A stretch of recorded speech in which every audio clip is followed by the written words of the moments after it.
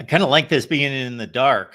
So we're going to continue that on this fine Wednesday here at the Voice of College Football. Appreciate you stopping by. Discussion, debate, analysis. That's what we do. It's the College Football Show. And again, Monday through Friday, 4 p.m. Eastern Time. I got to follow up with YouTube because we had a caller yesterday, our buddy Keith Rebar. And Rebar, I think he says it that way, Rebar. And he told us, hey, how long have you been doing this, Mark? Oh, maybe about 5 weeks. He said, I'm not getting my notifications. And then other people in the chat said, we are not getting our notifications. That's what I'm going to blame for our low viewership in the last couple months. But we do appreciate you being here at the Voice of College Football. Thanks for stopping by. Leave those comments and questions there in the chat. And I would have not slicked back my hair before I came on, but you know, these people need to have, I guess, a more consistent evaluation of my hairstyle and my hair length. I've had about 3 people comment to me in the last couple months. Mark, grow your hair out. Grow your hair out. And then the one time I went to the barber, she said, when I said, well, this has been suggested of me, she said, oh, yeah. Grow your hair out. Look at all that hair. Grow it out. Grow it out. Grow it out. And then just about 15 or 20 minutes ago, I had one of my buddies call me, and he calls me on FaceTime. And the first thing he said to me, my hair flapping all over the place, he's like, what are you doing with your hair there? I'm not doing anything with it. That's the point. I'm not doing anything with it. And he said, well, you should get a haircut. I don't know. Okay, you don't want to hear about that. Appreciate you being here. We got a couple topics for sure. We got our buddy Lars Hansen stopping by, I believe, here in the next couple hours from Locked On Huskies. And man, since I am just a master at set maintenance, background maintenance, there it is, the Washington helmet. I didn't even have to grab it, but I thought there for a split second, I bet I don't even have my Washington helmet on the shelf, but there it is, all prominent and right there on display for our Washington segment with Lars Hansen. It's always a good time with Lars. Good guy, does an excellent job with Locked On. And when is he showing up? We don't know. At some point in the next 90 minutes or so. Also, I came across this and then immediately thought this will be our topic today. I thought this was rather amusing and irritating at the same time. This is what it was. And before we get to it, we got to welcome people in the chat. Tukey G letting us know that it's time for college football. Happy Wednesday coming in from Karen. Good to see. Tukey G halfway there. Halfway there. Halfway there would mean maybe half the days down since the last season was over and then going into the next season, maybe. Pack Daddy, good to see you and others in the chat. Pack Daddy says, grow your hair out. All the people that say grow the hair out, they're women. They have all been women. So Pack Daddy, I'm assuming you are not in that category. Anyway, we've got Bronco who says, what is the basis of the question? The direction of college football has impacted my fandom. Mostly expanded conferences. Well, Bronco in Virginia, not the Bronco Mendenhall of former Virginia lore, but I guess just Bronco in Virginia. We're going to get to that question, of course, and we're going to lead into this one. We've got Mick saying the Buckeyes will head to the White House on April 14th for Big Macs with the Donald. It could be. It could be Big Macs. It could be Big Macs, which I discovered the other day. I was talking to my another friend about just food options and purchasing different food. And my thought was, okay, I have cut way down on McDonald's, which is a good thing, of course. That was like my favorite restaurant when I was like 12. But McDonald's has kind of gone down to maybe about 3 times a year from McDonald's. And since I've lived here, maybe I've been there once. Yeah, so like once in a year now. I'm stopping at the Steak and Shake, though. I've done that too many times. But down at the Steak and Shake, I determined, well, I can get actually a much larger burger, not necessarily better fries if McDonald's is making their fries correctly that day, but more consistently better fries at the Steak and Shake.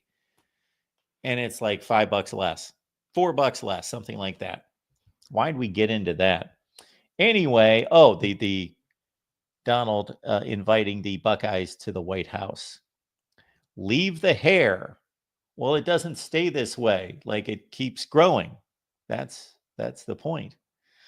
But Karen says to leave the hair.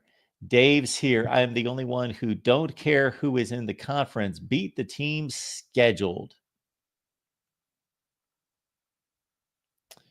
Edward says that they have covered up their plumbing underground today, ready for college football. That sounds like a big project. Todd's here as well. Pack Daddy says, don't grow your hair out. Okay. And Bronco back in with the regionalization. Washington and Rutgers in the same conference is wrong, in my opinion. Absolutely, it's wrong. Let me explain here real quick why it is wrong. Todd does like the McDonald's fries when they're made properly, when they're hot and fresh. Marvin, no, I'm sorry, Morris Simmons. Hello, everyone. Thanks for stopping by here. Go Knowles. Jackson has not had any McDonald's since March of 2014. He's got it down to the month and the year. I can't be able to eat it anyhow. Well, that's a good thing for you. Grow a mullet, sure. Absolutely. Grow the mullet. All right.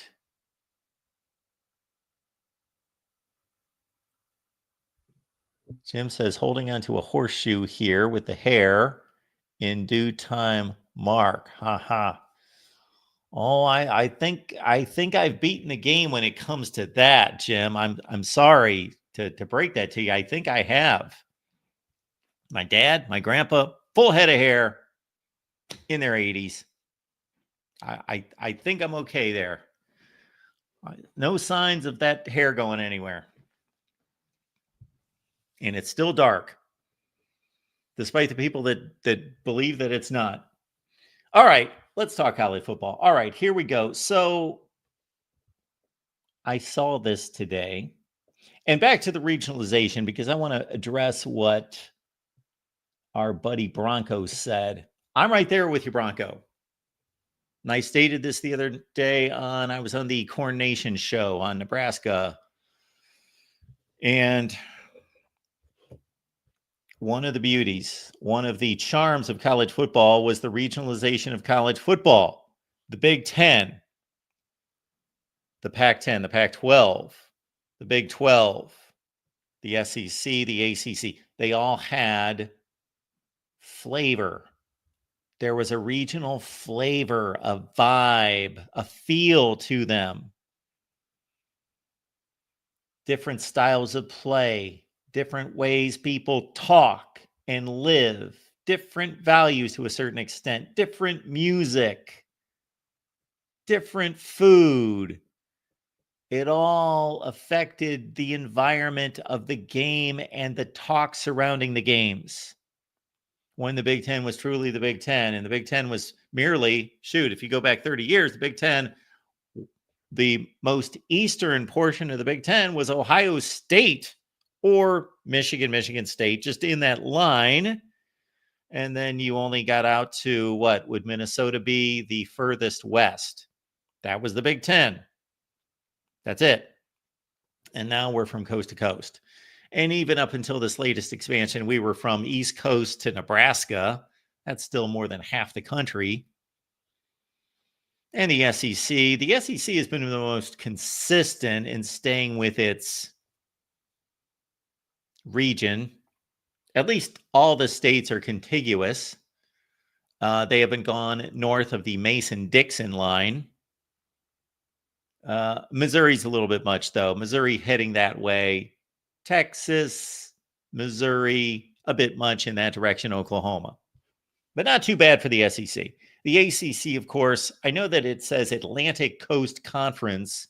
Well, now with Stanford and Cal and SMU, of course, that's completely, Stanford and Cal are playing in the Atlantic Coast Conference.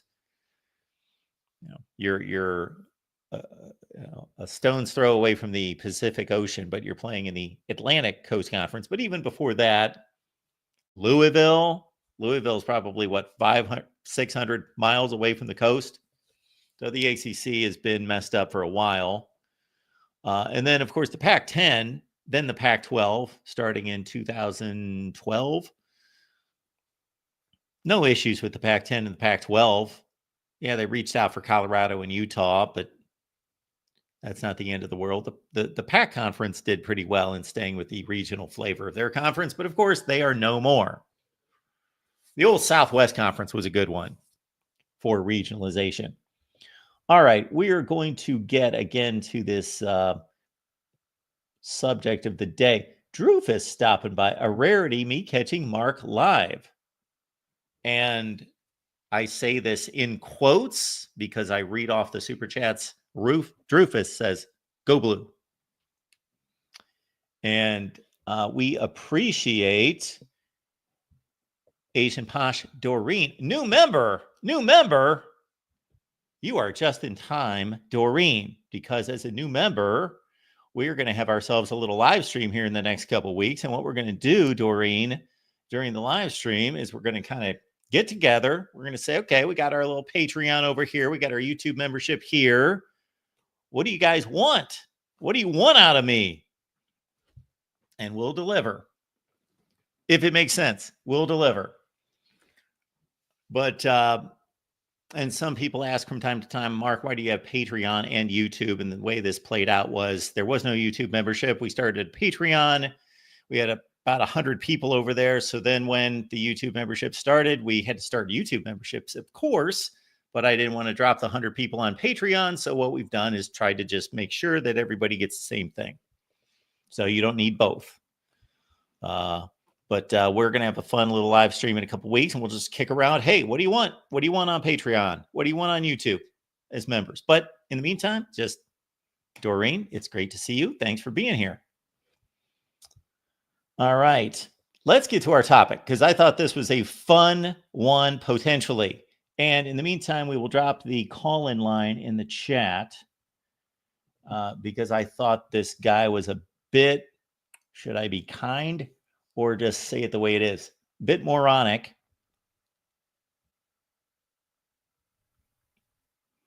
With this statement on Twitter. And we do have the call-in line in the chat as of right now. All right, let's get to the tweet or whatever they call it these days. So we got this post coming in from our buddy. And when I say our buddy, I don't know who this guy is. And, we better just save this. Let's put it on the back burner. We don't want to dive into this topic because we got our buddy Lars Hansen stopping by from Lockdown. So let's put that on the back burner. But just to tee it up, maybe we can ask Lars this to start us out. Let's do that. All right. Lars, how's it going? Good, Mark. Good to see you. Yeah, I'm trying to see what this is. So yeah, let's start with this. What is it? Okay, so here's the deal. I saw this on Twitter earlier, and basically this guy's trying to tell us what boxes you have to check to be a real college football fan. And so according to Robert Wright III, who must stay for a sophomore year, you have to accomplish these things to be a college football fan. You got to, number one, attend the college. Oh, I think it's an either or situation. You attended the college, your parents attended the college, or this is rather haphazard, live within 30 minutes of the university and regularly engage with folks on campus. I don't know who's monitoring that or how that works, but yeah. So what do you think of that? I mean, here's the thing. It's like as long as you're honest about your fandom, like you can be a fan of what like you can be an Oregon fan and never have gone to Oregon. Now, it's like to me, it's like you think every Cowboys fan lives in Dallas or lives in the DFW Metroplex or even the state of Texas. It's like no, like you can be a fan of wherever as long as you like, or at least I was like, hey, like I didn't go to the school, but here's why I like the school. Here's why I'm a fan. Or by the way, in the essence of actually being a fan, your fandom is solely up to you. Like if you actually boil down what it means to be a fan, it means that you are somebody who engages with X.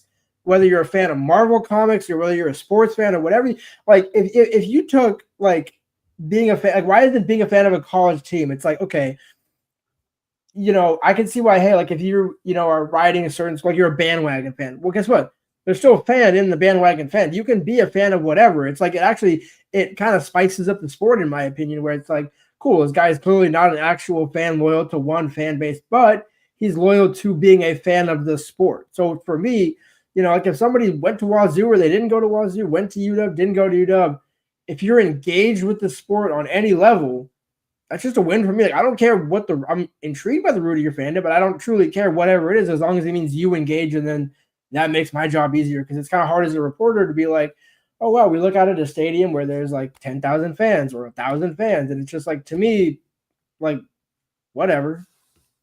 Absolutely, Lars. So I'm right there with you. So this is where I stand on this. First of all, aren't we being a bit snobbish in eliminating anyone who did not attend a college or university, first and foremost? Yeah, absolutely. Yeah, that's an issue right there in itself. I myself have friends who did not attend college. They're doing better than I am, by the way. So that shows you what a college education does. Anyway, and so they're big college football fans. So we are eliminating those people right out of the gate. Whatever percentage that is, 10%, 40%, whatever it is. And that's number one. Like you, all I care about is the loyalty factor. You can pick whatever team on the map. I've heard all sorts of crazy stories as you have about why people picked certain teams. It's Christmas Day and they were watching the NFL and they just, they're 6 years old and they fell in love with that player or that uniform. And ever since they stayed loyal. You know what? God bless you. As long as you stayed loyal and did not give up on your team, then that's great. I used to also hold a knowledge factor in there that I no longer cling to because I would get annoyed, in my 20s or 30s, running into somebody who claimed to be a fan of a particular team. And then I start talking to them and realize they don't even know the starting quarterback. Well, you're not a fan. That's fine. If you want to attach yourself to a team and you buy gear and you only watch like 3 of the games out of 12, whatever. I don't really consider you a fan. But if that's the way you want to label yourself, knock yourself out. Yeah. My only condition is that you pick a team and you pick one team. I don't like this. I'm a Michigan fan, but I also kind of root for Kansas State, but I also root for North Carolina. Yeah, that doesn't fly with me. That's exactly what a bandwagon fan is, which I mean, like, where I accept that is like, okay, cool. As long as you actually are legitimately in whatever you're watching the games of those teams, whatever, like, so be it. Now it's to your point where it's, oh, hey, I'm a fan of UNC because Bill Belichick is there. It's like, can you tell me about Chapel Hill? Can you tell me how cool it is to walk into Kenan Stadium? Because I did this on a college visit when I went down to UNC years and years ago, by the way, where you literally can just walk right into the stadium. That's a cool, unique experience that not every school has, having been on a number of campuses where you can't just walk into certain stadiums. Martin, you can, Kenan, you can, but there's just certain elements where it's like, okay, are you a fan just because you want to make it seem cool? Because let's say Bill Belichick is there, or do you, like how many people like wore the Alabama? This is going to be a stretch here. Like how many people wore Alabama gear that had literally no clue who or what the players on the team were, but they know they're one of the better teams in the sport. Like you wear the Alabama brand because it's like, hey, I know Alabama, Roll Tide. It's like, yeah, Roll Tide, whatever. It's like Go Cougs, where you're wearing some Wazoo stuff, for example. Just things where it's like, at least if you can engage with it, I'll accept it. But yeah, those are the annoying fans where it's every 6 months you're popping up with a new team. It's like, look, just. Well, yeah, absolutely. I do raise an eyebrow to those people that are, oh, I'm an Alabama football fan. I'm a Cowboys fan. I'm a Lakers fan. I'm a Yankees fan. Yeah. But as long as they stay consistent and stay with those teams, fine. Yeah. Do whatever you want. Hey, when I was 10 years old, I was a Cowboys fan. America's team. That was my team, but I stuck with them thick or thin. 3-13, Tom Landry's last year. I was a Cowboys. Believe me, I was a Cowboys fan. But I got lured in by the glitz and the glamour and the star and the helmet and everything when I was 8 or 9 years old. But I stuck with them. Yeah, I'll share a story that's kind of intriguing on that note. So my dad grew up in Wisconsin, was a Green Bay Packers fan through and through, all that, Brett Favre, all those sorts of things. Moved out to Washington, kind of adopted the Seahawks, but always said like, "Hey, I'm from Wisconsin. Go Pack, go Cheeseheads, all those sorts of things." Actually, used to have a cheesehead, when that kind of tripped me out as a kid, but that's a different discussion for a different day. When I was, I want to say like between, let's call it 7 and 10, where I was young enough to where I knew what I was doing, but I still didn't really know. My dad, we ran into Mike Holmgren on the ferry coming over from Bainbridge. My dad decides to tell Mike Holmgren, having been from Wisconsin, all this sorts of stuff. He's like, "Oh yeah, I grew up in Wisconsin, but I love the Raiders, And Mike Holmgren just so gently puts his hand on his shoulder, very gently. He's like, "I'll pray for you." And so it's like, if you're the type of fan where it's like, hey, for some reason you want to just claim this because whatever, all right, fine. But deep down, those people at least are a fan of the sport. They are a football fan. They're not just, "Oh, I'm a Packers fan, but I don't even watch the games," or "I don't know what the score of the Seahawks game was this past weekend." Where those people are the ones that annoy me, where it's like, well, you're wearing blue and you're saying "Go Seahawks," and yeah, it's like, but you literally don't have the first clue. Like even the woman in the office pool who makes an NCAA bracket because of the colors of the teams or the mascots or whatever and does really good, we at least know where she stands, where she doesn't really care about the sport, but she's at least willing to engage with it and have fun with it. That type of person is more of a fan than the other one that just says, "Oh, I'm a this," but you literally don't even watch the games and don't care. I am right with you, Lars. This is what we're going to do, folks. So we've had a few people call in. We got George on the line. We got Christian on the line. We got Lars Hansen here from Locked On Huskies. I want to hear about Washington football. So I just did want to get Lars' take on our topic of the day. So we will push that to the side for now, but we will do much more with that. But we got Lars here to talk Washington football. I assume that the Huskies have made their way to spring practice. So ironically, actually, we had Jake Butt, Big Ten analyst, on our Locked On Huskies podcast today, and UW doesn't start spring practice until next week. They haven't started yet, and for some, we had this, and this we can have this discussion because I think it's interesting where so many teams and so many programs are going away from the true spring game, and really, if some coaches were honest with you, they would say, "I'd actually rather have nothing at all. They have OTA mini practice style where it's a couple of days here, a couple of days there, and we just kind of survive until we get to fall camp because you don't have to worry about the portal." I think most coaches would tell you for some reason or another they're afraid. Jed Fish is on the opposite end of that spectrum. Jed Fish has basically made it very clear. He's planning this like, "I want to have a spring game. I want to have 40,000 people come out to Husky Stadium on a Friday night at 6:30, which is, I don't know, I have my own opinion on that, but I'll save it. Where at least he's willing to have it. He's not afraid to say, "Hey, well, these coaches might watch our game and poach our players." First of all, the concept of that, can we just address coaches getting paid millions and millions and millions of dollars to recruit these players, and your first concern for having a spring game of, even if it's just a boring scrimmage, where I lived through and covered the Chris Peterson era, I've covered the Sark years. They're not spring games in the sense of a true 60-minute game like you would get on a college football Saturday. It's never designed to be that. But it's a way to say, "Hey, look what we got. Here's our fan." By the way, going back to the last thing we were talking about, fan engagement. Let's see, where's the fan engagement out of the offseason before you truly get to the season when you should have a sellout crowd at every home game. Jed, I think, kind of pushed it back a little bit to where you can use the portal, but you're not really going to be at risk of it, where at least by the time you're done with spring camp, you know who's on your team, you know who you're going into the summer and fall with. I think that was ultimately why Jed made that decision. I don't know if he would admit that publicly, but I'm pretty sure that's at least one of the major factors. But otherwise, he's been on the advocation where, no, make it a party, make it available. He hasn't mentioned going to play Colorado and Deion Sanders, and I know one other school offered that. I think it was Syracuse, but then also I think Mike Gundy also said, "Hey, I'd love to play Oklahoma in the Bedlam in the spring and charge $20 and use it for their NIL." There's so many convoluted reasons to do it, but I get it's a matter of engaging the people in the sport and saying, "Hey, look, it's the offseason. It's not going to be even 80% of what it would be on a college football Saturday," but it gives you an idea, much like imagine if the NFL had some type of thing where, hey, one spring in April or May, the Seahawks are going to play the Niners and the Rams are going to play the Cardinals, and it's every other year it alternates. Don't you think people would still show up, and that would be kind of fun where it's not going to be like the hard hitting that doesn't matter, whatever, but it's still something fun to engage the people. So it was a long-winded way of saying no, Washington has not started yet.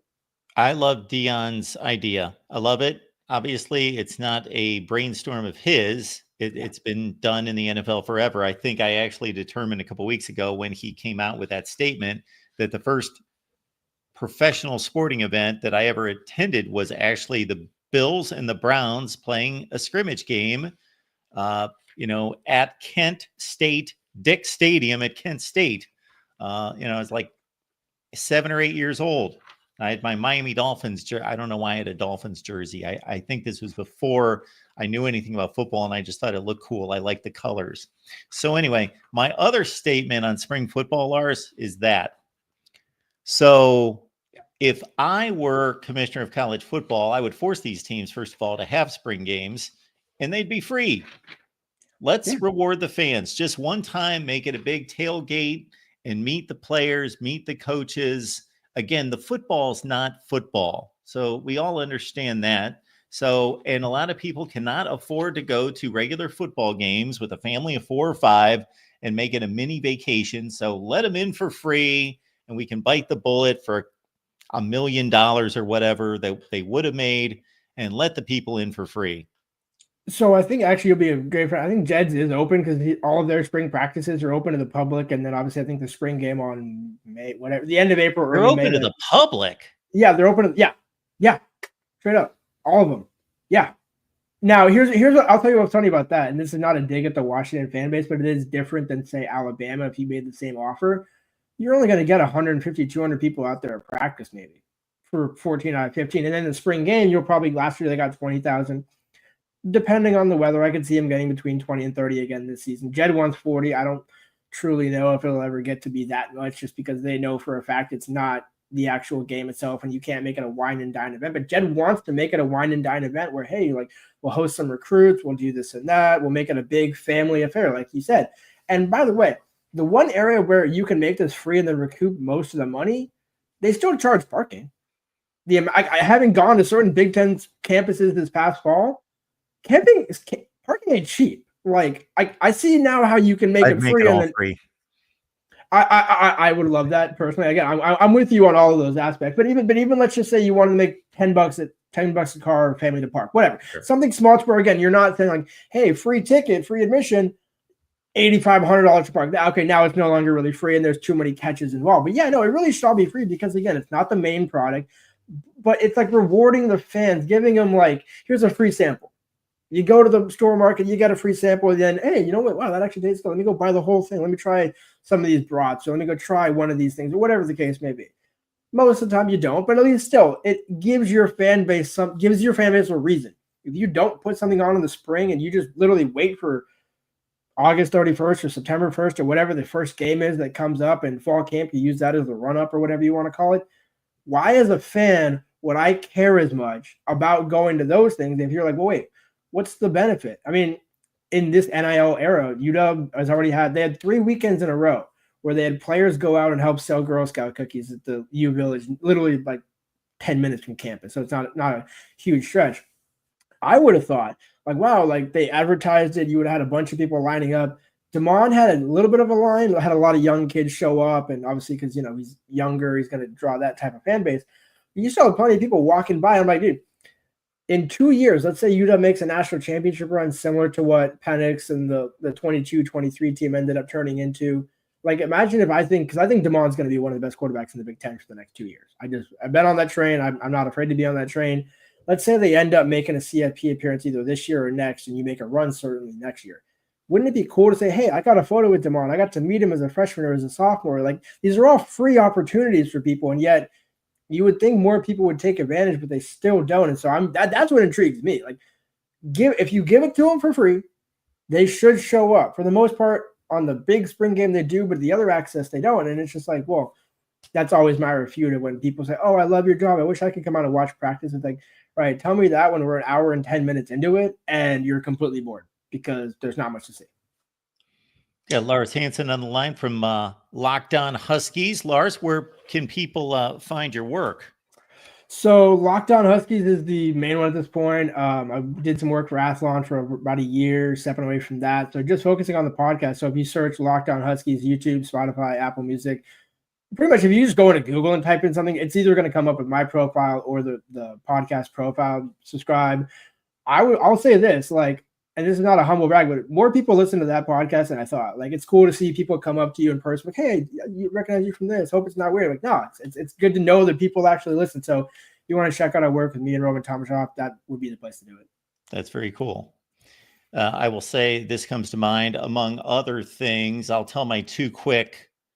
I've got some small, little, minute level of notoriety kind of stories. One would be I was visiting my mom, so I'm like a couple miles away from her house. I'm in downtown Akron, just on a little jog there, and I hear somebody at a light. They're stopped, and they go, "Oh, voice of college football!" They yelled it out of their window. And then the other one that comes to mind, well, besides a McDonald's where a guy was talking to me, and his girlfriend was bored out of her mind, and he wanted to talk to me for 20 or 25 minutes.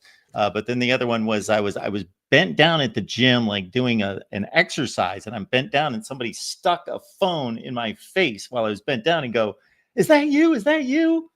Yeah, that's me. So, but that second one seems like an invasion of privacy, even as cool as it might be to say, hey, I got recognized. I'm like, that's a little too much. Yeah.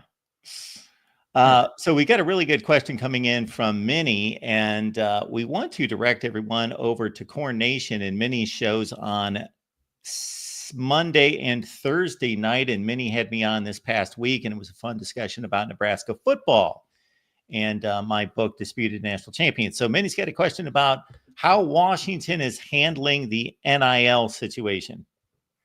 So Washington actually has been not at the forefront, I want to say, but they've been out ahead of it. Chris Peterson first kind of helped that initiative get going with Montlake Futures, which has now basically become the go-to NIL destination for Washington. Most of the usually freshmen, sophomores, or new transfers have an NIL deal with Montlake Futures.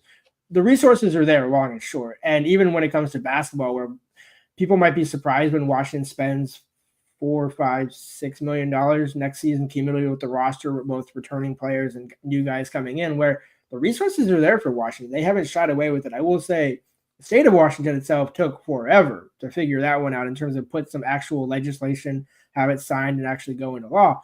But the university has been out ahead of it. And so I think from that respect, the situation, like the resources are there for Jed Fish. He made it very clear to, obviously football is the cash cow here. So when he came to Washington from Arizona, that was something he like glorified. Where he's like, I did all I could at Arizona almost. Where I won 10 games for a program that rarely wins 10 games. I think they have 5 10-win seasons their entire program history. Chris Peterson did that 3 times in a 5-year run. So to put it into context, Jed knew the opportunity he had at Washington, and that was part of the reason was he knew the resources would be there from a financial standpoint. The house settlement, all those sorts of things will factor into it. But from an NIL perspective, I think Washington's in a fantastic position. I mean, they got Carter Willis from Kansas State to not take any other visits, got their premium left tackle that they wanted. I know he at one point was like ranked in the top 3 to 5 in terms of tackles available. I know that's always an ebb and flowing list where, hey, we got the number 1 tackle. Well, now this guy's in the portal and he's the number 1. So, so semantics on some level, but the resources are absolutely there for Washington to contend in the Big Ten. It's just a matter of getting the right players on the roster, which I will say they were behind the 8 ball in that respect compared to Oregon and some others. Lars Hansen, Locked On Huskies, does a remarkable job. He's been joining us for a couple of years here at the Voice of College Football. Lock in with Lars, Locked On Huskies. We'll have the banner up here in just a second where you can follow him also on X. Before we dive in on Washington, let's divert to Kalen DeBoer, since obviously you know his work rather well, which was sterling up until this past season. Of course, the meteoric rise through the FCS and Fresno State, and then, of course, Fresno State on into Washington and a national championship game appearance and 25 wins and 3 losses. But they didn't take too kindly to 9-4 at Alabama. So how well prepared do you think he is for that job, and how do you see that fit?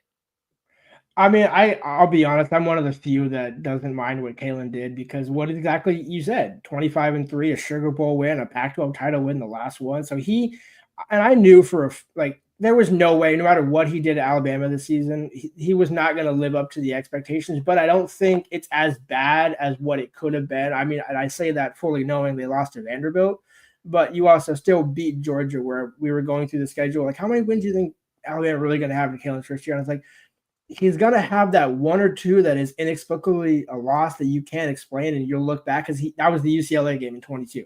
Where you go down on a Friday night to UCLA, the talent was not even comparable. Like, UW should have won that game. And, Penix had one of his probably worst games. And I say worst game, still threw for 300, still did all those sorts of things. Just had a couple of picks and one that caught him at the very end of the game, but they only lost by a touchdown.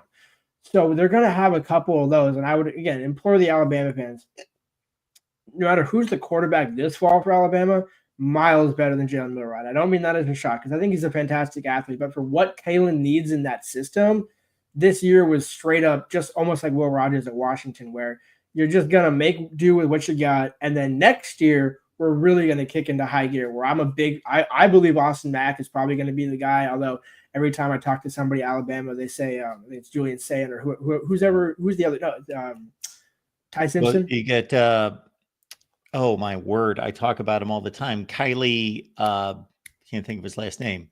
He's freshman. Kylie, can't think of his last name. No, you're the kid that's been there forever. Ty Simpson. That was the one. Yeah, that was the one that I was trying to think. People are like, hey, I think it's Ty's job to lose. And I'm like, I don't sleep on Austin Mack. Like, now that Ryan Grubb is back with Kalen, that is the key for me. Where that's only the second time I want to say in 10 years that those two have been not on the same staff. Keely Russell, that's his name. He's the second string or third string quarterback, however it shakes out. But he's the hotshot freshman coming in, true freshman.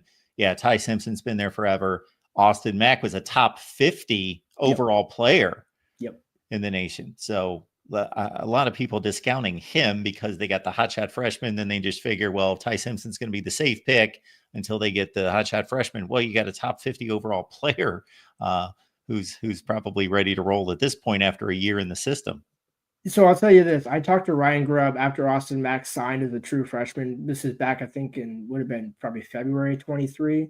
So this was before the national championship run, but clearly we knew what Michael Penix was already going to be because you had the 22 season. He said Austin Mack is different than any quarterback I've ever had. That goes from Hainer, that goes from Mike, that goes from all of them. And it's his size. He has the arm talent, but he's also got the athleticism. So you have that perfect marriage of Ryan's still going to want him to be your pass-first quarterback, but he's got the ability to run and scramble. And I think that is ultimately what's going to separate him from Ty Simpson. Now, Russell might end up being the better long-term guy, but I think for this year, probably they're going to give it to Austin Mack and just see what you can do. And then I would kind of, say similar to DeMond, where you got this year and then still next year after that to sort things out. Ty will honestly probably transfer. I wouldn't be surprised. That's just, again, my personal opinion from an outsider's perspective, because knowing Keelan himself, freshman, I don't think he would transfer that quickly. But yeah, I think people and Alabama fans will be pleasantly surprised as long as Austin Mack can. Granted, the last time I saw him, he was holding the ball for like 7-8 seconds too long, but he was also 16 years old as a true 16, 17 years old as a true freshman. So I don't hold that against him. I would imagine he's certainly grown and gotten more comfortable watching Jalen last season.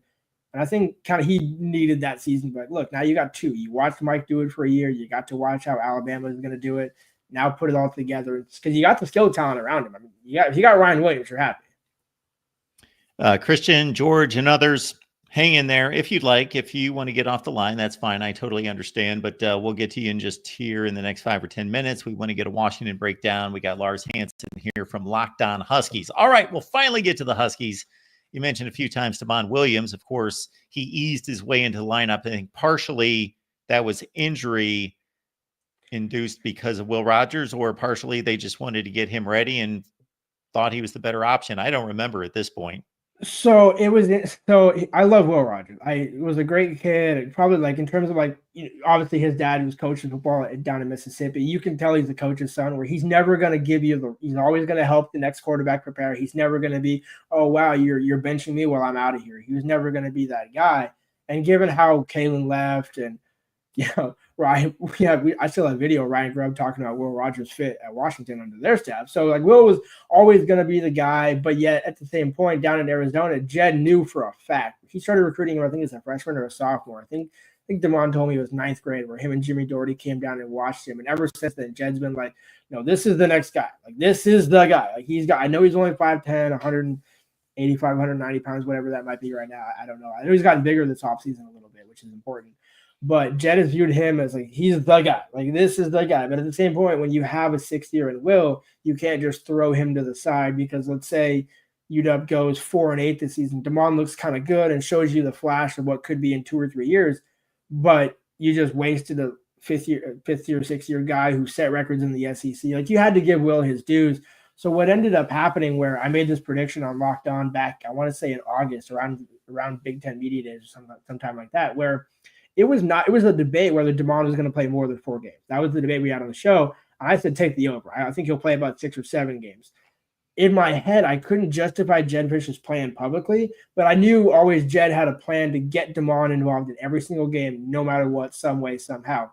And once you got through, I want to say the Iowa game, it was pretty clear, okay, Will's not going to lead us to 8-4, and that's no slight at Will because the offensive line was also atrocious and all those sorts of things.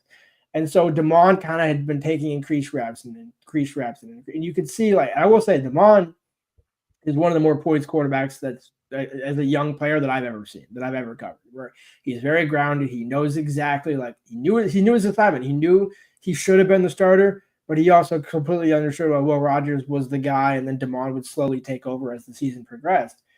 And just like that, that's the reason why he started at Oregon and then started against Louisville in the Sun Bowl, where Jed Fish made it clear after the Oregon game, he's like, no, Damon's playing in whatever bowl game we're going to. Like, the future is now.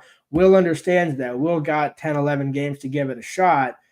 And, I think Will would tell you he's not a guaranteed NFL quarterback, nor with Jake Browning. And I think Jake and Will might have the same track record where go be that backup, go be that, kind of good reserve scout team kind of guy. And if you happen to get a chance, so be it, because you know how to run an offense and things like that. But he was never going to be a first-round pick, never going to be even in that Jackson Dart discussion of, is he a day 1, day 2 guy? Will was going to be, well, is he going to, have a career? And that's not a shot at Will. I know that sounds crazy that he set SEC records and he might not get drafted, but it's just kind of, the style in which he plays. And you saw that where I've never heard a coach openly say, the guy that we have a quarterback right now, I can't call the entire playbook for. The guy behind him as a freshman, I can call the entire playbook for. And we saw that in the Apple Cup where you call a speed option into the boundary on 4th and 2 at the 1 yard line or 1 or 2 yard line. And it's with Will Rogers. Now, if that plays with Damon Williams, I think that is a completely different, discussion because he creates a different gap, and Jed has expanded on that. So I think now that clearly Damon has been the guy, he's got the deed to the house. They brought in Kai Horton as basically that Will Rogers. We need a veteran just in case, God forbid, Damon goes down. You want to make sure, because otherwise you got 2 freshmen coming in and that's it. So this is clearly Damon's roster and Damon's offense. But now I think Jed knew, like, man, there's so much we can do with Damon. Like, I just need to have him be the guy. And that's why last season, you can't really judge him on, but you still have to judge Jed Fish on some level. But it was kind of like a free year. Now the real fun begins. Now you got 2 more years with Damon. Let's see what you can do. We saw Kalen make a run with Mike. Can you make a similar run with Damon? Talking Washington football with Lars Hansen, and if you want to see spring practice and you can't with your favorite football team, like, they don't even let the media watch Florida State play at all, which I can understand. Maybe that was the media initiative that they said, we'll pass. We don't really want to see this team. Oh, but just making the point, hey, if you want to fly to Seattle and watch some free spring practices, you go watch Washington. But we got Lars Hansen here from Locked On Huskies. So, Lars, I was intending to be extremely prepared, be a professional, overlook the offense and the defense, but I got a call from a buddy about 30 minutes before the show. And so I'll let you know, hey, it's all yours to take us through the offense first and let us know what we can expect in 2025. So, I'm just going to kind of lead and continue with Damon because everything starts with him aside from the offensive line. But one of the things that makes Damon so great that we got to see against UCLA and even Penn State to a degree, you can face a great defense or a strong defense, and especially a defensive line, and Damon's going to find a way to scramble for 30 or 40 yards. But he's not the type of quarterback to also quick panic and just not wait for anything to develop and just use his legs. I think that's one of his strengths. I think I told his dad, I don't know if I've said it on this show, but I think I've said it on Locked On, where I said Kyler Murray and Russell Wilson. If you marry the two together, that's Damon Williams. He's got the athleticism to run like Kyler and Russ to a degree. But, man, his deep ball, his moon ball, it is just like Russell Wilson. And that's a compliment, where Russ is one of the better deep ball throwers, no matter what people want to say about him. And I think Damon, personally, everybody would gravitate towards compared to Russ. So that tells you the type of person that Damon is. But with that being said, everything starts with Damon, and they did enough to improve the offensive line. We'll see how truly much it is, but they got Garen Hatchett back, Landon Hatchett's older brother, I should say, from Oklahoma. He spent his 1 year in Norman and was like, hey, I want to come back. Cool, awesome. He's not a guaranteed starter, but a guy who could play left guard, right guard.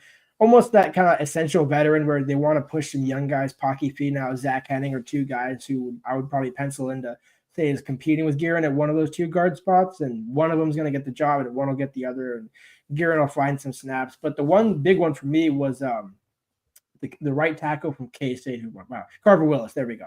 Name almost escaped me there. Where he sounds like he's a guy that could play left or right. Has played right tackle most of his career down in Manhattan, but UW doesn't really have a left tackle. They do have Max McCree, who I am a personal big fan of. His story's great. If you want to go check that out, just type in Max McCree, Lars Hansen on Athlon or whatever.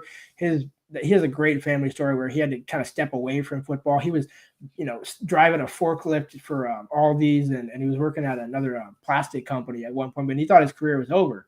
And so now he was able to show last season, like, man, when healthy, he's great. Took him a little bit to get back into football shape, and then had a thumb injury against Iowa, where if you remember that first drive against Iowa, it looked pretty good. And then the wheels fell off. The wheel, the hub, almost the engine, I want to say. Everything is Max McCree in that situation where it ended up being like a dislocated thumb. And, I asked a couple of coaches, like, wow, can you really keep him out that long just based off a dislocation? He's like, listen, like when you actually step back and think about it, it's a significant injury. And we saw the impact on that where the offensive line just got worse and worse throughout the season, leading to a 10-sack performance against Oregon, which was expected on some level, but you didn't necessarily think 10. Thought maybe 5 or 6, 7 on a bad night, got up to 10, which showed how bad the line was. If the offensive line can just give Damon a chance, you got the weapons with Denzel Boston, who's UW's leading receiver, the guy who I think is a top 5, top 3 receiver in the Big Ten next season. You brought in Omari Evans from Penn State, who, again, I say Penn State, it's like, well, did he catch even 5 balls in his career? Because Penn State not necessarily great at throwing the ball, unless it's a Tyler Warren, who's just an absolute freak and a menace and will do great things in the NFL. Having watched that game in the whiteout, like, that was just brutal to watch from a Washington perspective, but you have to give your hats off in that respect. So you have 2 veteran receivers on the outside. Kevin Green is a guy who I would pencil in the slot. Audric Harris is a sophomore who's going to kind of push him for some reps. Decker DeGraff at tight end. He'll be probably your main guy. Jake Butt told us today that he could be a 50-catch kind of tight end, where he's not going to be Ty Ward, but he's going to be up there in one of the top 3, top 5 tight ends in the Big Ten, potentially this coming season, if not in 26 for sure. So and then I'd be remiss, my gosh, if I didn't talk about Jonah Coleman, where they posted a body transformation photo before and after of his work this offseason, and he came back and built like a brick outhouse, that cliche. And so he's a guy. They got the running backs. They have all the pieces. They just have to have the offensive line. And I would be lying if I said I can guarantee you that it'll be, a top 6, top 7 online. But even if it's like a top 8, if you're just there, like last season, it could not have been worse. Like you could clearly tell this was their first season in the Big Ten, just solely if you watch the offensive and defensive lines. Lars Hansen, Locked On Huskies, and we appreciate the calls, folks. We'll get to them in just a second, but I want to hear about the Huskies defense. So give us standouts, give us what they need to figure out this spring. So this one's going to be interesting because Ryan Walters, the former Purdue head coach, who I have been learned, just don't judge his time at Purdue. Look at what he did as a defensive coordinator, which was fantastic at Missouri, at Illinois with Brett Bielema. And that was kind of the intrigue for me, where it sounds like he runs, we've been basically referring to it as a 5-1-5. We haven't gotten any pushback. Some people say you could call it a 3-4, but it's really more of a 5-1-5, which is interesting because they brought in 3 transfer linebackers. Jacob Manu from Arizona, who potentially could play the season, might not. I don't know. He told me he's going to be ready for fall camp, but initially the thought was he was going to redshirt coming off an ACL tear, but he looks physically fine, so I'm curious to see how he factors in. You got Buda Alukta from Washington State and Exree Alexander from Central Florida, I want to say.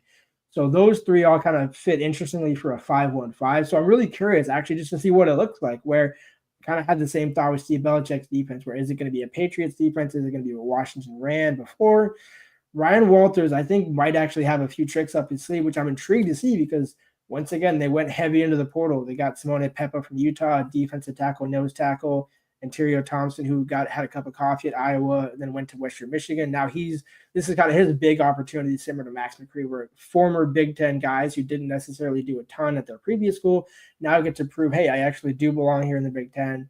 Taitai Uyunglele is another one, defensive line, defensive end, old-fashioned defensive end where he's not an outside linebacker but can be on the outside, more of an interior guy. It sounds like they're going to have like a 3, and then you have 2 outside linebackers, and then potentially 1 linebacker in the middle, and then you got 5 defensive backs with the nickel.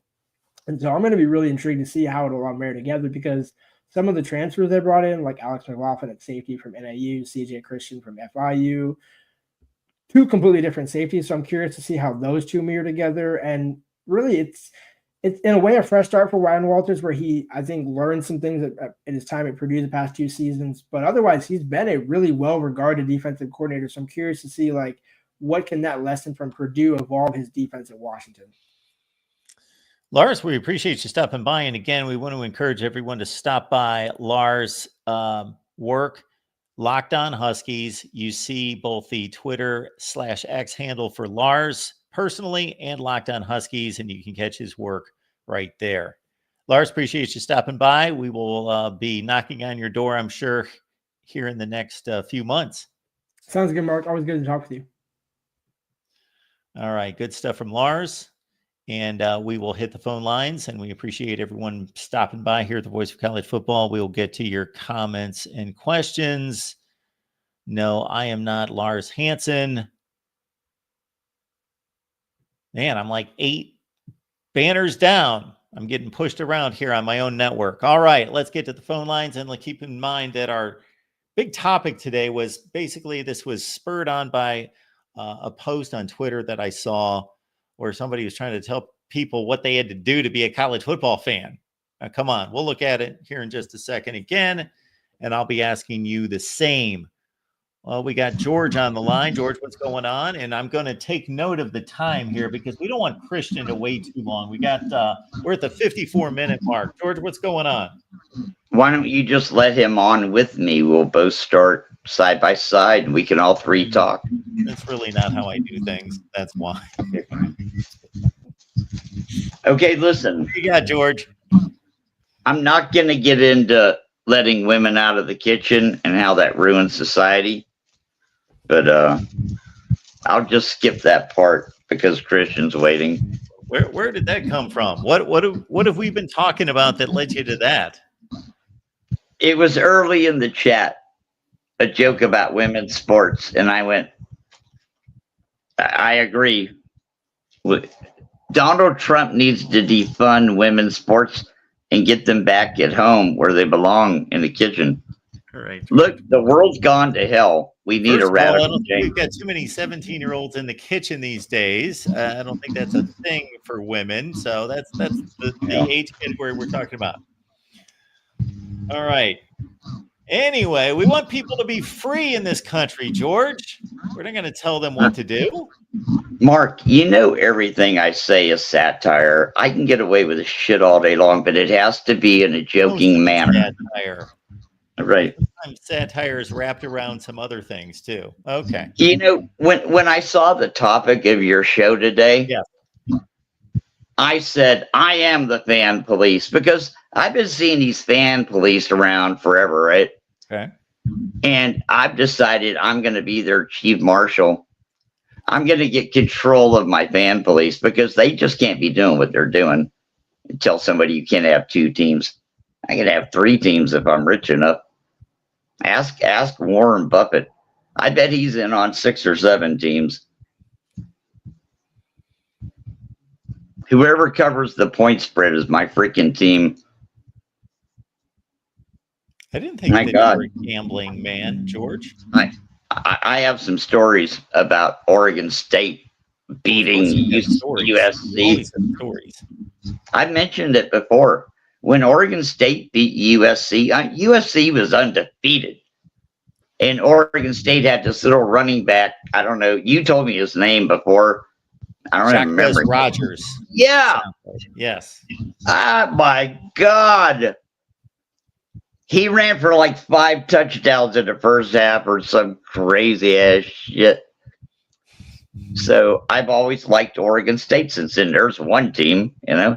You know what? They allowed Florida to win the national championship. If they wouldn't have beat USC in that game, Florida doesn't win that national title. You understand that? There was no path for Florida to the national title. And then Oregon State beat number 1 USC. And I watched it. Oh. You're right. That would have been a USC Ohio State national championship game.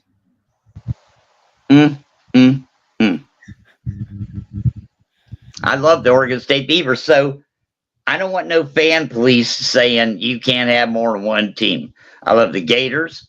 I love Oregon State and a conference-less Oregon State, basically, trying to hold together the Pac-12, them in Washington State. But I'm a Gator by birth, and I lived in Auburn for numerous years. And one of my brothers that was born in Pittsburgh, when he was born, he became a War Damn Eagle. So I favor Auburn too. As long as they're not playing Florida, I hope Auburn wins. So that's 3 teams. Am I in trouble? Well, I'm going to note, first of all, that Minnie's a little late to the Voice of College Football party here. She's just finding out today that George is a character. So we've known this for years. George is the guy that has commented to this particular channel and the entire network of channels more than anybody. I have not kept count, but I just know it. That's first of all. Oh, I know. Secondly, I hate to disagree with you, George, that we've got a little conflict here, but I have been the fan police in this way that I do believe that we have one team. I'm a one-team guy. I don't like these people that fire off teams that they like.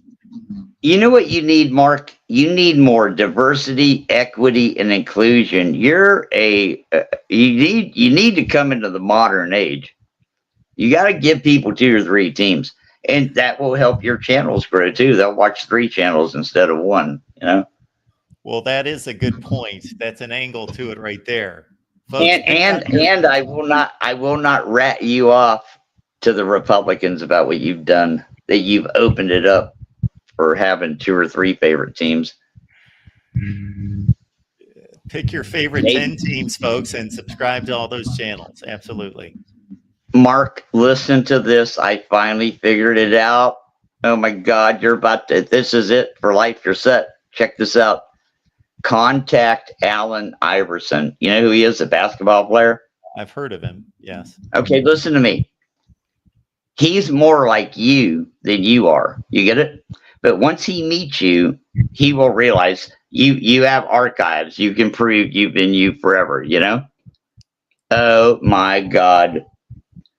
If you guys were gay, you would get married. But you're not gay, so you can keep your families and stuff. But listen, well, I'm the last one on earth. No, listen. This is Allen Iverson loves football more than you do. He knows every freaking thing. I sent you a couple of videos on your last link today. Just watch them, and you'll see what I'm saying is true. And you have no sponsors. And from the second you talk to him, he will come on your show a couple of times a week or whatever, just joke around, talk about football with you. He is the greatest football player. Allen Iverson, the basketball player, he was the all everything football guy. He could have been all NFL, blah, blah, blah.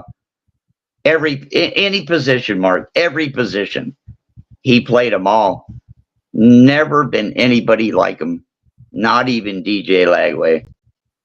So call him and have him come on your show, and then it could be the Mark Rogers, Allen Iverson show, and he will get you some sponsors like freaking Google or some shit. He would probably get the job done for me, yes. Sponsored by Google. He could probably cross me over. Let's get it out of the way. We get it. Allen Iverson. I had no idea that Allen Iverson had a football channel and that he's a hardcore football fan. I don't know what he's doing right now today, but there's probably a good chance he would enjoy it to be your friend and All he does is only football shit is come on your show a couple times a week. Once a week. Who cares? Once a month. Let's do that. We'll get Jackson on that. That seems like something Jackson could take care of. Jackson reaches out to everybody. So Jackson has been able to forge a career out of going on Paul Feinbaum's show. And every so often he drops the voice of college football on the Feinbaum show, which is a good thing, of course. Great advertising there on the SEC network. Mark, all of us old guys are going to die someday. And there's just a lot of stuff nobody's ever going to know again. And you and Alan are in that class of people. You know what I mean? Everybody's getting older, There's some things we need to talk about and tell the kids, Allen Iverson was the greatest quarterback in the history of the university. He never played one play. I don't even think he played one play of college ball. When his mom took him to basketball practice the first time, he cried. This little black boy cried, and his mom is going, "You're going to basketball practice." He's like, "I don't want to play basketball," because he loved football. Is all he cares about. He doesn't give a shit about basketball. And when he got inducted into the NBA Hall of Fame, he said, "It's really funny I'm getting inducted into the NBA Hall of Fame because all I ever cared about was football." That's hilarious. Allen Iverson. Okay. He doesn't even watch basketball. He loves football. And his mom made him play basketball. And it was so easy for him to go grab $300 million over 10 years or whatever he did, He had to go with it, He's like, "Okay, Mom, I'll play basketball." Well, George, we want to get to our other callers here. We do always enjoy hearing from you. It's always a joy. Hey, listen, I wrote this down on a napkin. Tell Alan he can take the show in any direction he wants, and in return, he acknowledges you're the best and brings in big sponsors. Yeah, God damn, I love myself. I'm the best. Just bringing the big sponsors. That would get it done right there. Hey, it's good to have a sense of humor. You can't be serious all the time. No, we don't want that. All right, George. All right. I'm going to go listen your day. to the next caller. Love you. All right. Let's move on from George. We got our buddy Christian stopping by. Christian, how's it going? I don't even remember what I wanted to call in about, but I have never laughed so hard at a voice of college football show like I have the last 5-10 minutes, whatever. Really? It's been. Okay. Oh my gosh. That was, look, I love George. I really do. He's a character, man. Yeah. We need that. You guys need that. I have no idea. I will say this in all honesty, why George was attracted to this show. But I love it. Love having him. He's loyal. He's here all the time. We love George. Yeah. Oh, okay. So on topic of the conversation, getting serious here. Am I a real fan of college football or Alabama football or both? I'd say both. But to get to that tweet you were showing us earlier, Yes. I did find it myself from Robert Wright III. He must stay for a sophomore year. But so the list was what? Let's see. Attend college. Yeah, I go to college. Parents attended college. My parents went to college, and I lived within 30 minutes of a university, regularly engaged with folks from campus.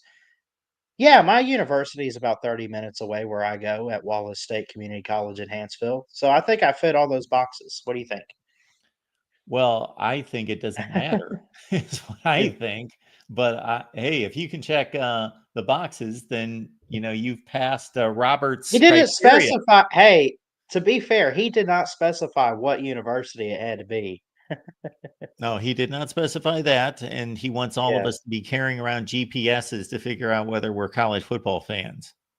Quite interesting. Yeah, I feel bad that I'm even giving him this kind of platform, but I found it to be rather amusing. I did too. I think I had saw it this morning, and then obviously you were talking about it, so I had to get on here. Look, all I will say is this: if you want to be a fan of a team, go for it. But you know the saying, if you weren't with us when we went 5-7, don't go with us when we win it all. You know? Or does it go the other way? Anyway, you get what I'm saying. Like, you got to be there through the good times and the bad with your team, and your fanhood's really tested when your team's down bad. And I grew up watching the greatest college football coach of all time coach the team that I was raised to pull for.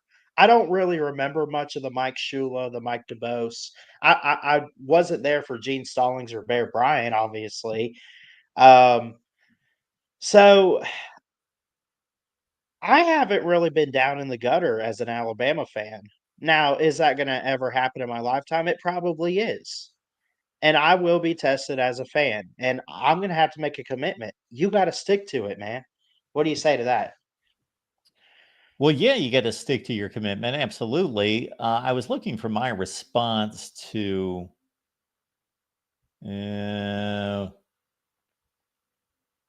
Anyway, can't find it. So here's my deal on being a fan.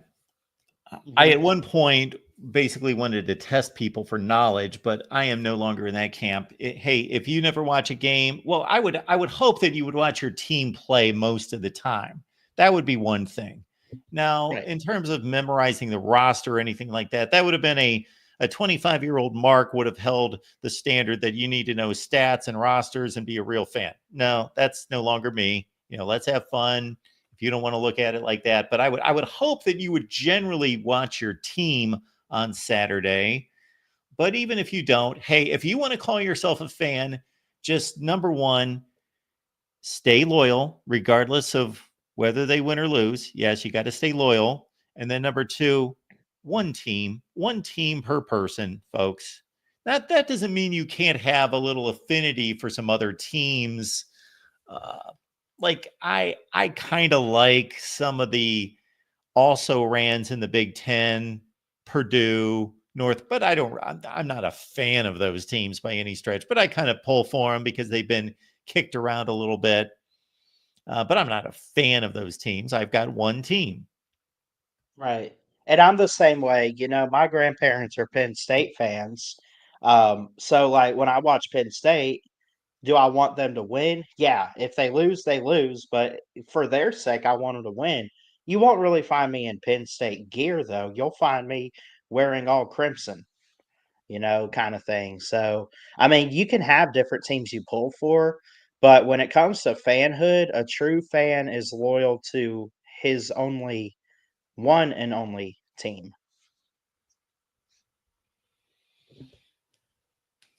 Yeah, and you being an Alabama fan probably have been subjected to this as much as anybody, Christian.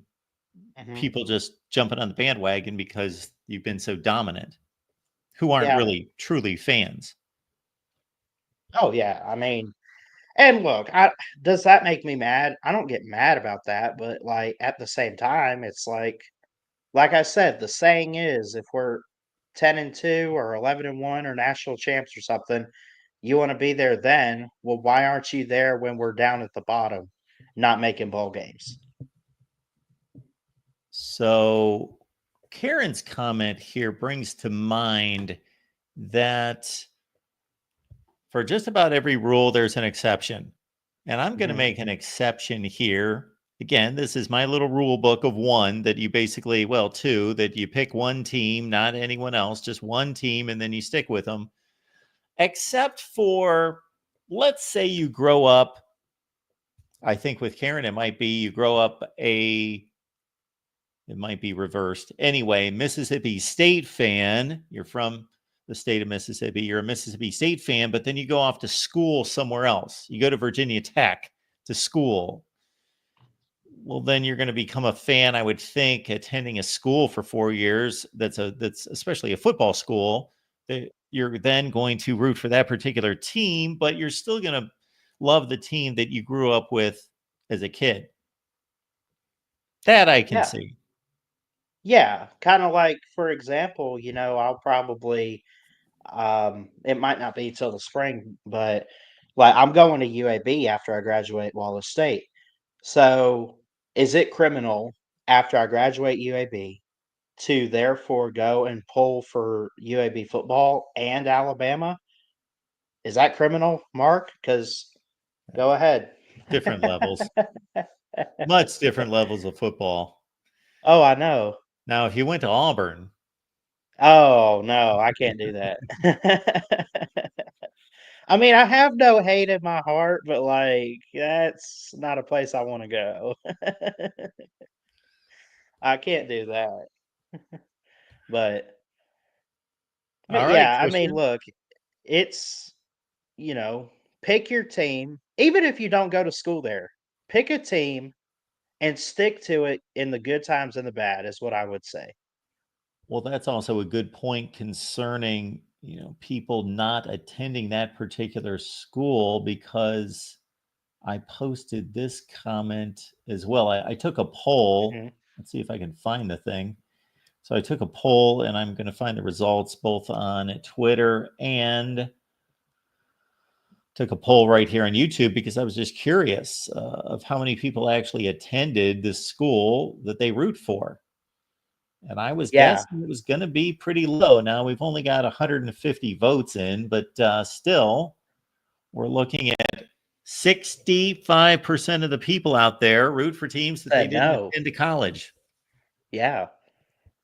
And that's a majority. And if that's a crime, then you might as well go after every college football fan out there, or most of them at least at this point. Because, like you said, did you attend the university you root for?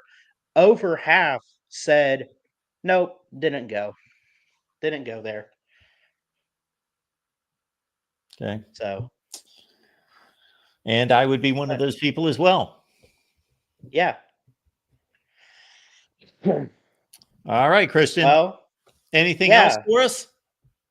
Nah, man, I'm enjoying this off season. I think you guys are putting out some good content for us, and it's actually flying by a little quicker this year for some reason. I don't know why, but it is, Okay. and I can't wait for the season to get back. And oh, I'll ask you one more thing. Where do you stand on bracketology, doing a bracket, and what's your thoughts on the Sweet 16 and March Madness? Like, do you have anything planned out? Like, do you know who's going to cut the nets, or you got anything?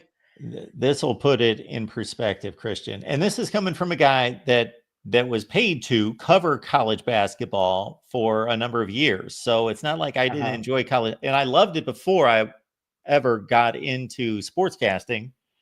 I loved college basketball, and then I covered your Alabama Crimson Tide and Ole Miss and Mississippi State in particular. And I went to a Final Four, and I went to a number of regional finals and NCAA tournaments, etc., covering college basketball.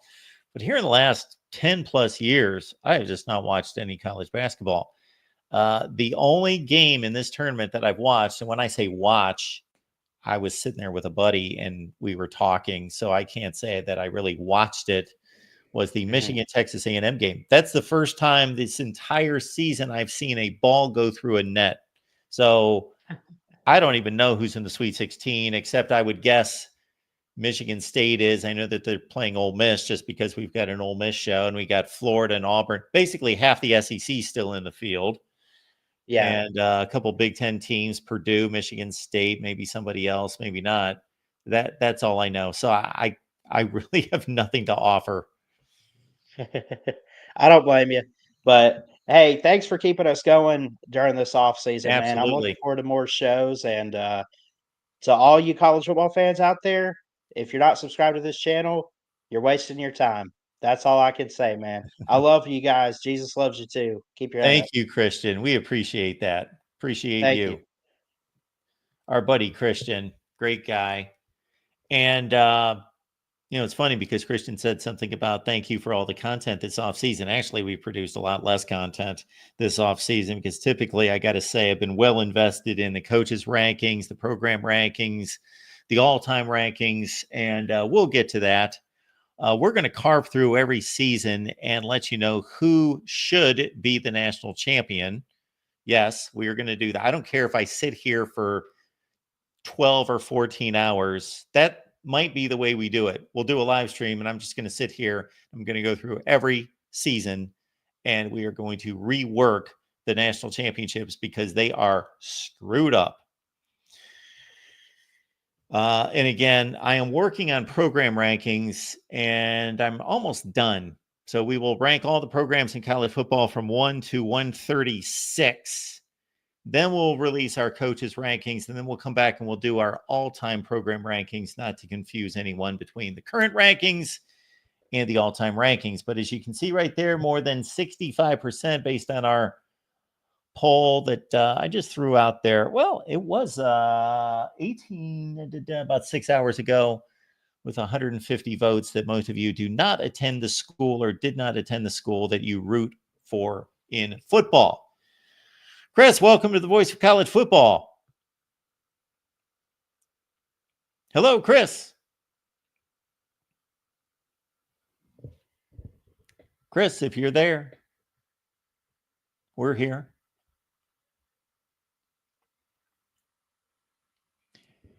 Thank you for the plug, Moose.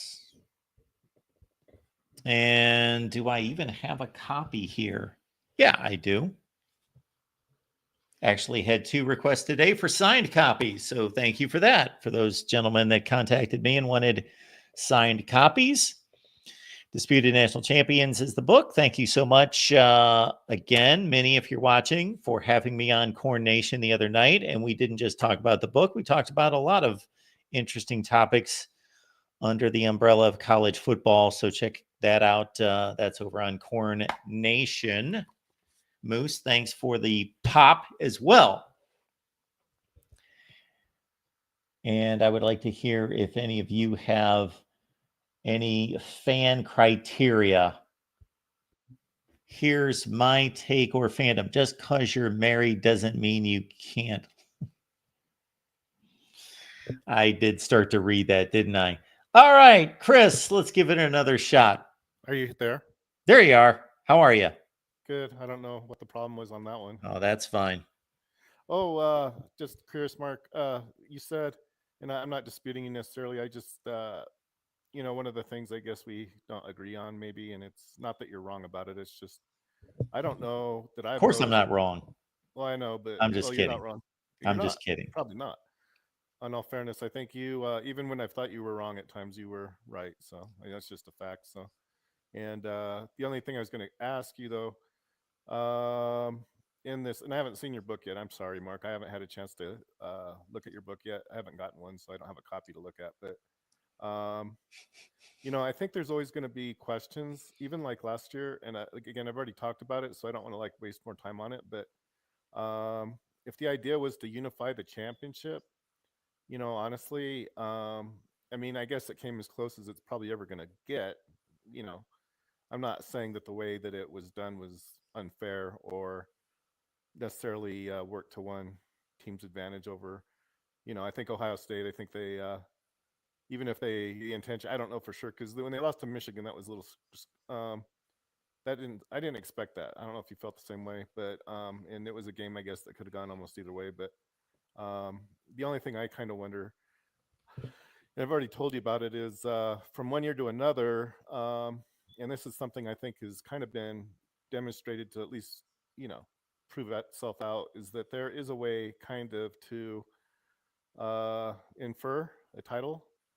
And it doesn't necessarily mean the best team has the best record in every circumstance. It sometimes does, but the thing I'm trying to say is there's kind of a dispute even about whether or not Ohio State won the championship, because they lost 2 games, I guess. And that's not really what makes it not disputable. But I don't know if you have any, so there's another year, I guess, you can actually add to the list of disputed titles, in my opinion. I don't know if you feel the same way about it. Maybe you don't.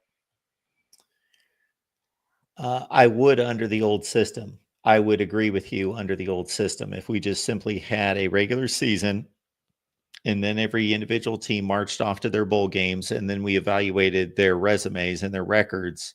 But we have an NFL style situation now where as long as you legitimately qualify for the playoffs, it doesn't matter what your record was when you entered the playoffs. You are then 0-0 and you play in the playoffs.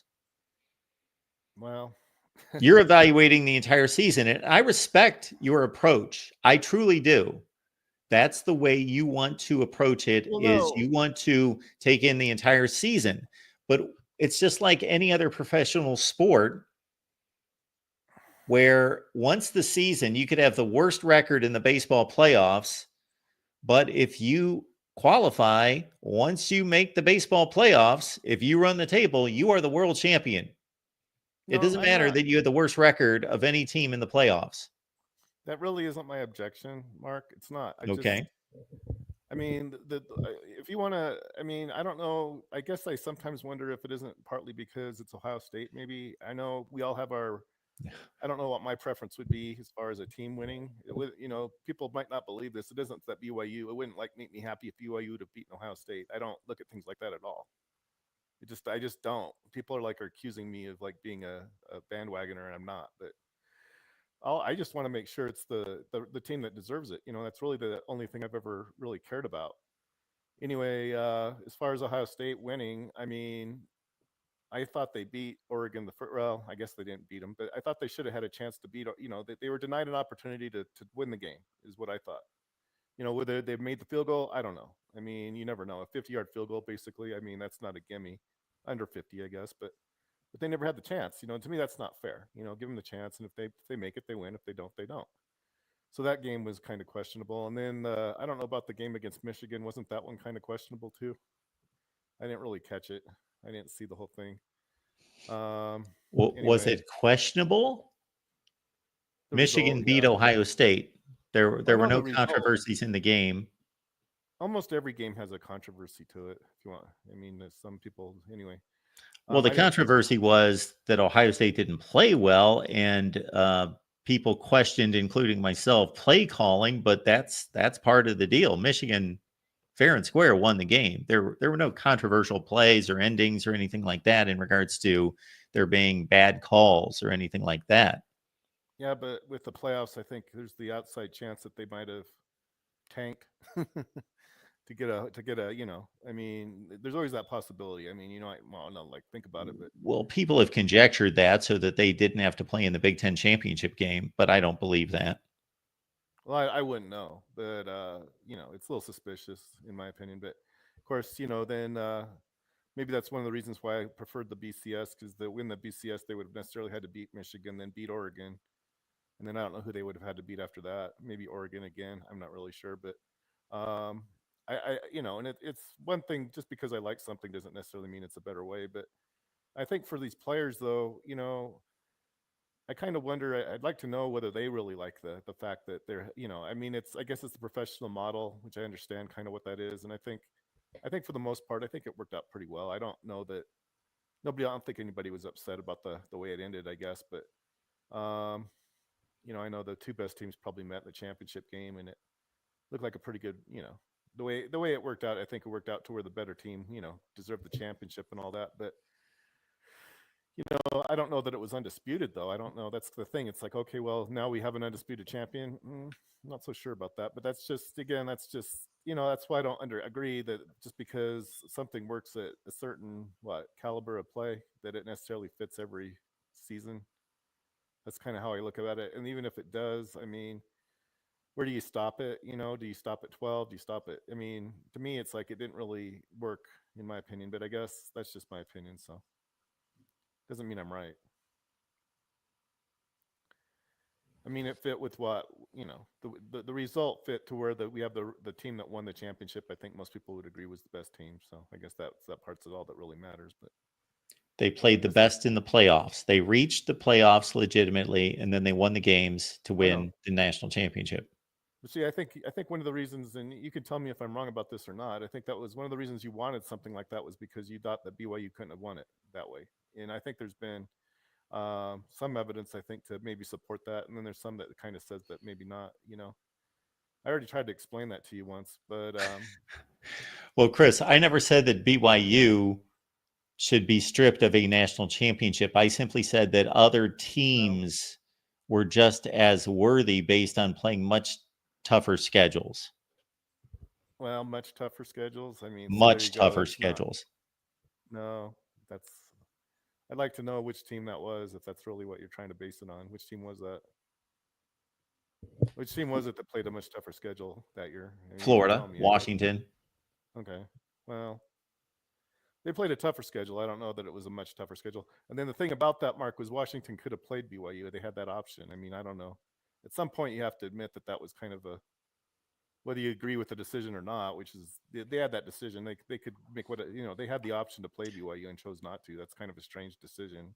Okay. The decision was Well, based, and I haven't gone back and researched it to this degree, but understanding the bowl system, you're not turning down going to the Orange Bowl and well, making X number of $1 million to play in the Holiday Bowl where the payout was like $400,000 at the time. well, I understand the decision. I'm just trying to explain to you though that they could have played BYU and they chose not to. That's kind of a strange, when you can say it was on money or whatever. I mean, to me, it's 6 of one, half dozen of the other. I understand one maybe pays whatever it was. You can make it a million times more. I don't really know that it really matters. I think at some point, to make it based only on money is kind of I don't know if that's the right. I mean, admittedly, I don't know that they did the wrong thing. But the interesting thing about that, no, I mean, it worked out pretty well. It was kind Chris, of you do weird. realize who would have won the national championship had Oklahoma beat Washington? I don't know that I really want to think about it. No, I guess I don't. I Well, mean, I very well remember the lead up to that game that Oklahoma, well, we can look up the rankings to see where they were ranked going into the game, that they would have elevated to number 1 in the country if Oklahoma would have won that game. So well, Washington was again, Mark, trying to win a national championship by beating Oklahoma instead of having Oklahoma beat somebody else and win the national championship. I guess if that was the only time that Washington ever ducked having to play BYU, maybe I'd agree with you. In the COVID year, they did the same thing. So, I mean, once, what is it? What's the expression? Once is coincidence, twice is like third is enemy action or something like that. So if it happens Those the third two time, incidents were removed by 36 years. Well, I'm just saying though that BYU actively tried to schedule a game with Washington, and both times, I think Washington said if it was like they wanted to play Utah or somebody else, they didn't want to play BYU. I don't know that it really matters. I mean, they have that option not to do it. And the interesting thing about that, if you want to go look back at it if you want. BYU scheduled Coastal Carolina. I think that was the only game they lost that year. I mean, they played the best team they could. You have to kind of, at some point, I think we have to tip our hat to BYU for, they tried to get the best in either situation. I mean, what are you supposed to do? And so, okay, because Washington tells them that they don't want to play them for whatever, who knows what the reason was. I think they want to play somebody in their conference, I think was what they were hoping to do. I'm not blaming BYU for playing a horrendous schedule in 1984. They cannot control their conference. Well, Mark, that wasn't, honestly, it's kind of a bone I have to pick with you. I don't know that the schedule was that bad. It was horrendous. They played a horrendous schedule. No. They can't control their conference, the WAC at the time. And then they also scheduled what should have been a really difficult non-conference game against Pitt. So I'm not blaming BYU, but the facts are that the schedule turned out to be a horrendous schedule. The best team that they played was Air Force, who was 8-4. I know. That was the best team. We are awarding a team a national championship, and the best team that they played was 8-4 against a group of 5 type schedule. So Air Force would have probably won 4 or 5 games against a power conference schedule. Actually, no.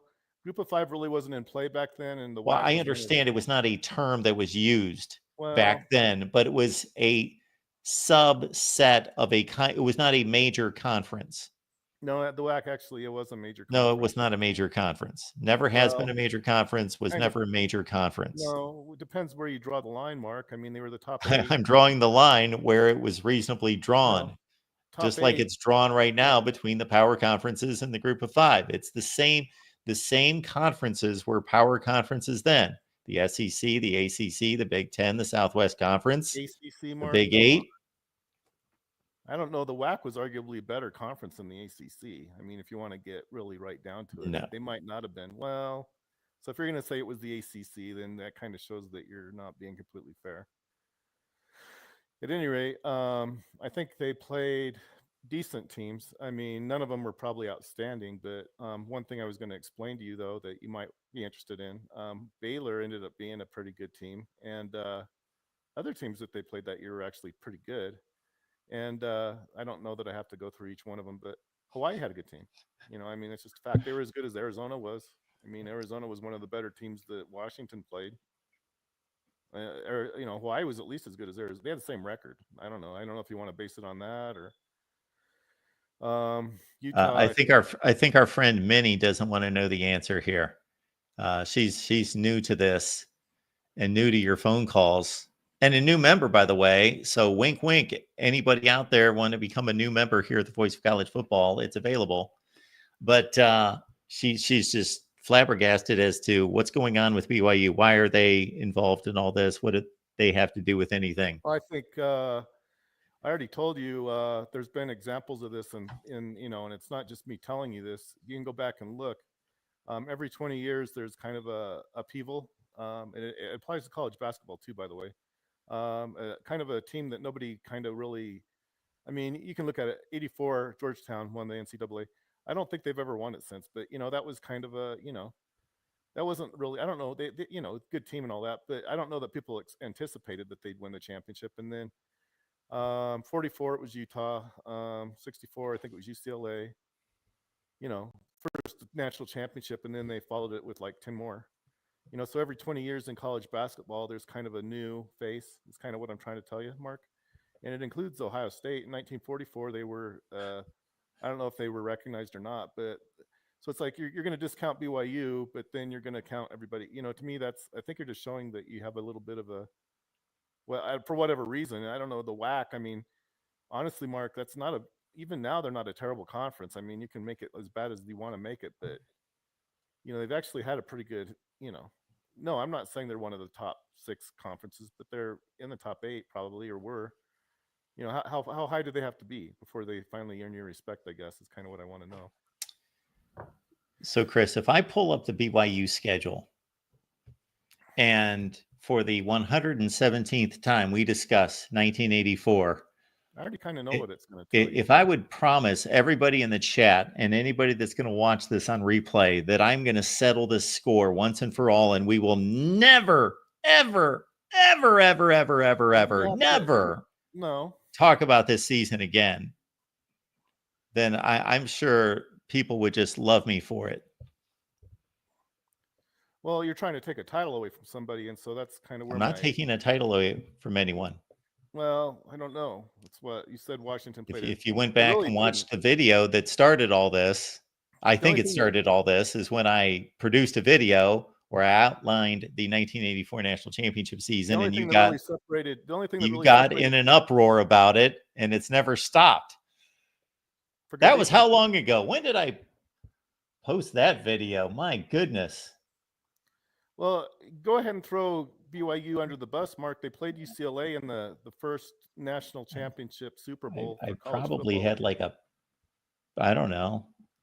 They played in the first, probably that should be probably called Super Bowl I. I probably wasn't even shaving when I posted this video. When they played UCLA in the 1985, that was basically a college football Super Bowl that BYU lost, but they almost won. I know you probably don't agree with it, but I don't know that it matters if you agree with it. That's just that's the same thing that they're doing now. Basically, the same title that the only difference would be Ohio State didn't have to beat Florida to win it. So they're kind of getting kind of a, I don't know if they would have any trouble beating Florida or not, but Chris, how many times have you watched this video? I should go to this video. I want to see how many times you've commented to this video. This is what caused you to go into an uproar. Well, I've already tried to explain it to you, Mark. You know what BYU won? They won the NCAA national championship. It's like, people are going to say, oh, no, they did. Yeah, they did. If you ever go to LaVell Edwards Stadium, it doesn't say like, they could put like associated, whatever, but it says NCAA. That's because that's what they won, was the NCAA national championship. July 1st, 2020, I posted this video, and I regret it every day. Well, honestly, Mark, you said some things in there that weren't true. I mean, unfortunately. Oh, and then Oh, funny. well, no, you did. And 6-5, like, oh, that really, wasn't Michigan 6-5 when they beat Ohio State? I mean, oh, they played a 6-5, a 6-5. Like that was like the big thing. The worst team ever that Michigan ever had that ever went to, and they lost to or they beat. Well, they beat them though. At least they beat them. I think that Let me answer our buddy Trojan Fight here. Trojan Fight. Yes, we've had some personnel changes there on the USC channel. And Matt Zemek and I will be doing a USC show in 2 weeks. So as of 2 weeks from right now, we'll do a USC show, and Matt and I will get that restarted. All right. Cut loose, Chris. Anything else for us? Well, no, I tried to explain it to you. They played in an NCAA national championship game, and they won it. The only thing was because of all the reasons. This is the other interesting thing that people won't accept. They share all the things that they say are wrong about it. I've told you. I know how to address each one of those. It just means that they only won part of the title. It doesn't mean, in other words, yeah, they have to share it with somebody. So what? I mean, that happens sometimes. I mean, that year, Florida would have had to share it with Louisiana State. I mean, all this is reminding gave it me to Florida if you is wanted. that I need to get my camera and mic back out. Okay, go ahead, Chris. I think you've lost everyone. Chris, basically the situation is that BYU went undefeated and they played the schedule that was in front of them. They actually went out and scheduled an excellent pit program, and they faced the Michigan team that was placed in front of them in the Holiday Bowl. They did everything asked of them and finished undefeated. I am not taking that away from them. They have a national championship.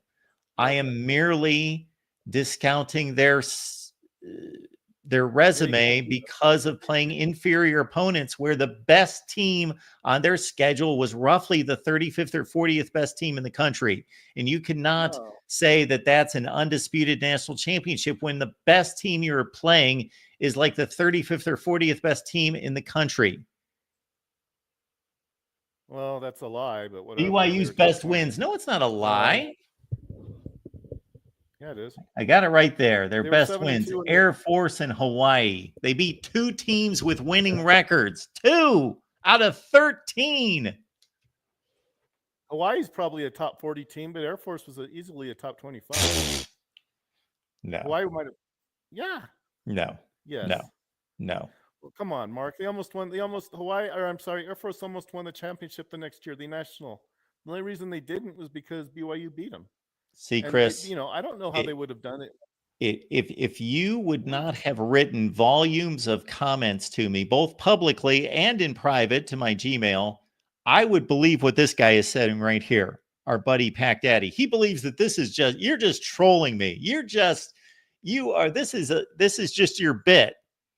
People don't believe. People are starting to not even believe that you even believe this. Air Force was rated number 4 when they lost to BYU. Number 4, Mark.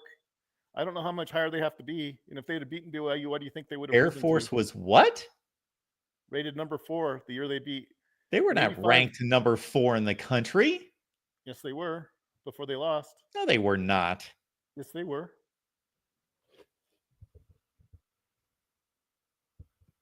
After they lost, they weren't. They were number 4, and then got beat. They would have been in the national championship game. Chris, Mark, this is the last statement I'm making here, just to debunk what you just said. There is BYU's schedule. There is the Air Force game. They were unranked. It's right there, October 20th. Air Force unranked. Well, they were 7-2, and they had They were not number 4 in the country. They weren't even number 20 in the country. Go to number 85. Go to 1985. You're on the wrong year. We're not on the wrong year. We're talking about 1984. No. And I have run out of patience. Go to 1985, so you don't get off the phone telling me I'm a liar. Go to 1985 and look and see what. We're not talking about 1985, and this is another flawed aspect of your argument is connecting years. No, this is about the 1984 championship. I know what Air Force did in 1985. They went 12-1 and they won the Blue Bonnet Bowl. I know what these teams did every year.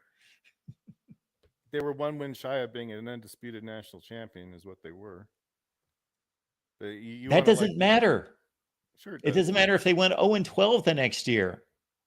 Yeah, it does. That has nothing to do with what happened in 1984 if we are in fact arguing 1984. Case closed. All right. Chris, I always appreciate your call. I appreciate the call. I do not appreciate you rambling on about the same stuff over and over and over. Well, you never adjust your opinion to reflect the truth. Why would I adjust my opinions when they're correct? Washington didn't play BYU. I don't know how you can put Washington ahead of BYU. Maybe the fact they beat Oklahoma. Well, BYU's beaten Oklahoma a few times too, so I'm not sure how that quite works there. One other thing is when they played Iowa, look at the record between Iowa and Washington. They're basically the same team. So when BYU played Iowa, no, they actually played a good Iowa team and didn't beat them, but they should have in 1991. What? I don't want to hang up on you. Well, go ahead and do whatever you want. Say goodbye. Bye. Whoo! All right. Good thing I'm in a good mood today.